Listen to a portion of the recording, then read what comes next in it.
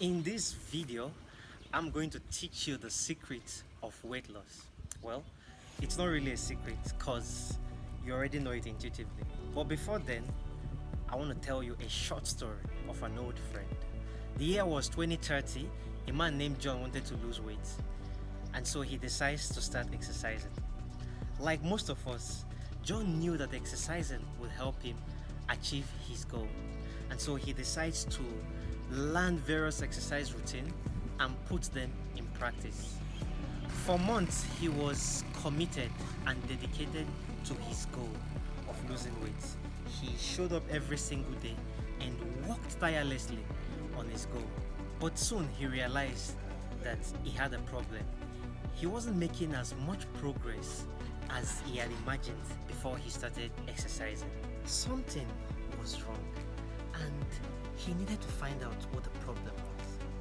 And then one day, it clicked. For a successful weight loss program, two things had to be in place. One is exercise, and two is diet. Now he knew the problem. Since he started exercising, he barely changed the quantity and quality of his food. He still ate the same way as he was before he started exercising.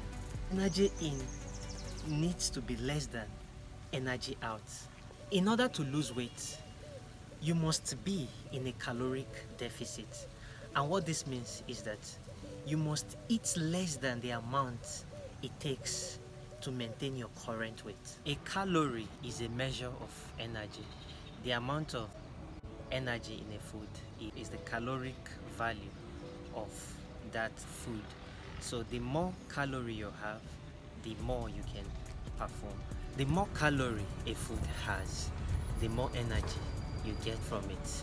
There's a certain amount of calorie that is required to maintain your current weight, and that is your daily caloric maintenance.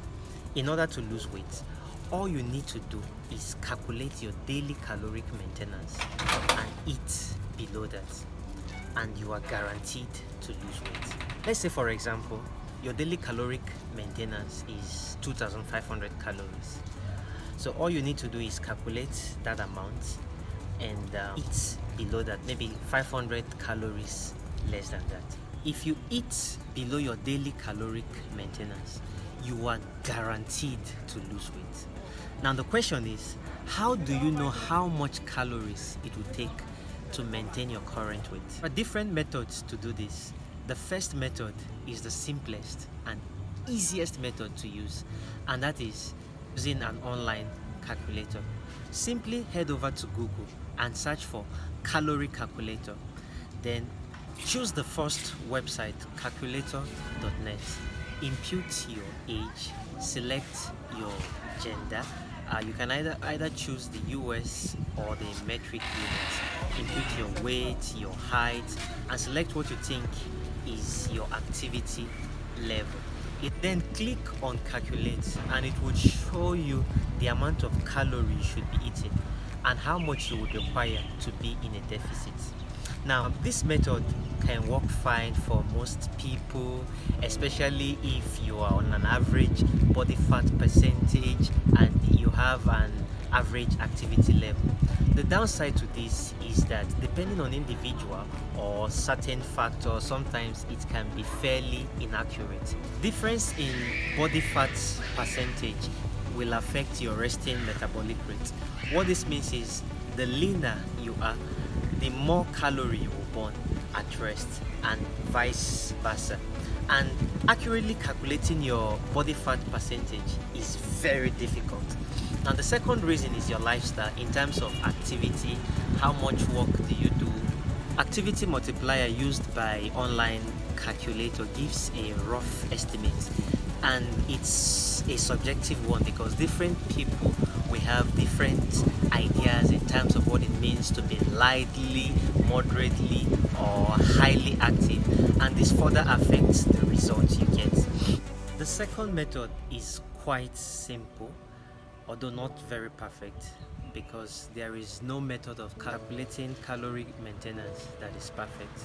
So assuming your weight has been fairly stable over the last couple of weeks. All you need to do is to eat as you would normally do over the next 7 days. Use a nutrition tracking app like my fitness app, or you can log in your food manually. Everything that goes into your mouth, the food, the drinks, then find out what the daily average is and use that as your estimated caloric maintenance and simply eat below that. So you must know that there is really no perfect way of doing this. The whole idea is to get something that you can work with and stick with over a long period of time. So quickly, I want to show you how to determine the caloric value of whatever food item it is that you have.